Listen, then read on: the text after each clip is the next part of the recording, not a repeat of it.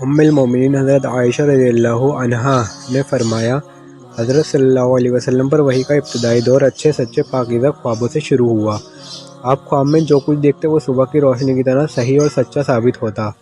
پھر من جانب قدرت آپ تنہائی پسند ہو گئے اور آپ صلی اللہ علیہ وسلم نے غار حرا میں خلوت و نشینی اختیار فرمائی اور کئی دن اور رات وہاں مسلسل عبادت اور یاد الہی اور ذکر و فکر میں مشغول رہتے۔ جب تک گھر آنے کو دل نہ چاہتا تو شاہ ہمراہ لیے ہوئے وہاں رہتے۔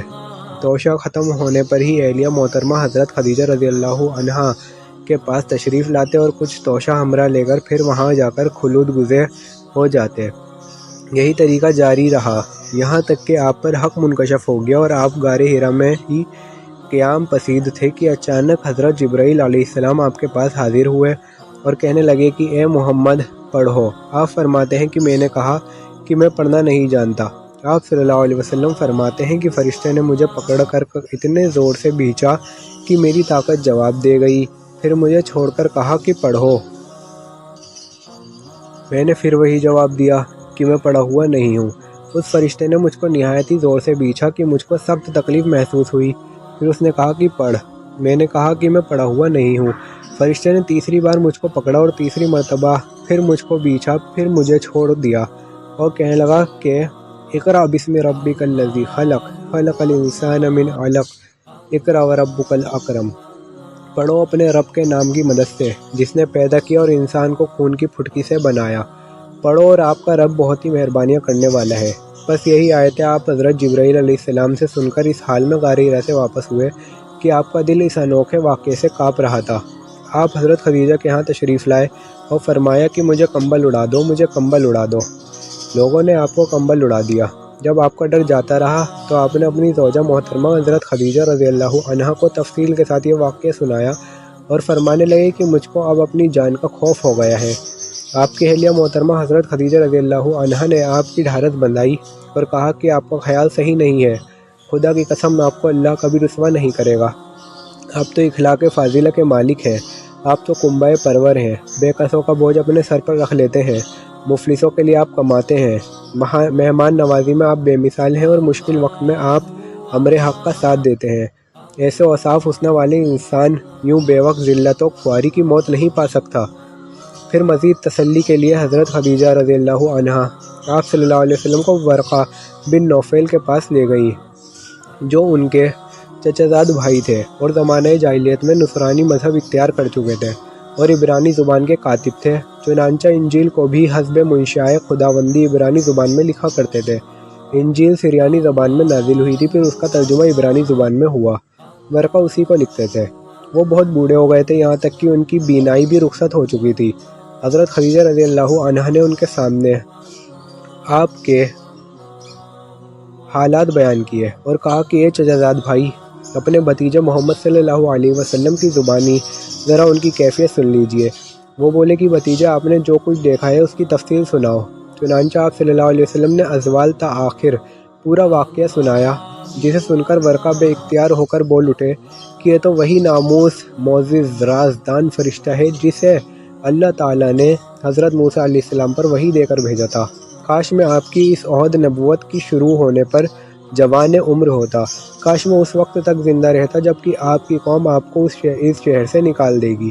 رسول کریم صلی اللہ علیہ وسلم نے یہ سن کر تعجب سے پوچھا کہ کیا وہ لوگ مجھ کو نکال دیں گے، حالانکہ میں تو ان میں صادق و امین و مقبول ہوں۔ ورقہ بولا ہاں یہ سب کچھ سچ ہے، مگر جو شخص بھی آپ کی طرح امر حق لے کر آیا لوگ اس کے دشمن ہی ہو گئے ہیں۔ اگر مجھے آپ کی نبوت کا وہ زمانہ مل جائے تو میں آپ کی پوری مدد کروں گا۔ مگر ورقہ کچھ دنوں کے بعد انتقال کر گئے، پھر کچھ عرصے تک وحی کی آمد موقوف رہی۔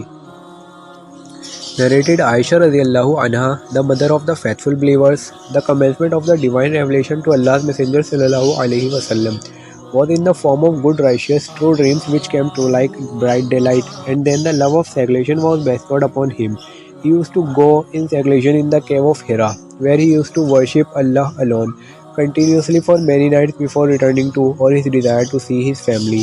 He used to take with him the journey food for the stay and then come back to his wife Khadija to take his food likewise again, till suddenly the truth descended upon him while he was in the cave of Hira. The angel came to him and asked him to read. The Prophet ﷺ replied, I do not know how to read. The Prophet ﷺ added, "Then the angel caught me forcefully and pressed me so hard that I could not bear it anymore. He then released me and again asked me to read and replied, I do not know how to read.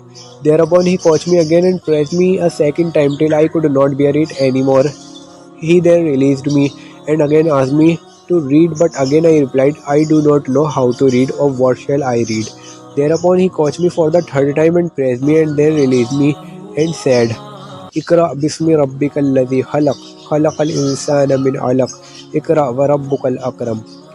Read in the name of your Lord, who has created all that exists, has created man from a clot, a piece of thick coagulated blood. Read, and your Lord is the most generous. Then Allah's Messenger ﷺ returned with the revelation and with his heart beating severely. Then he went to Khadija bint Khalid radiallahu anha and said, cover me. They covered him till his fear was over. And after that he told Khadija radiallahu anha everything that had happened and said, I fear that something may happen to me. Khadija replied, Never, by Allah. Allah will never disgrace you.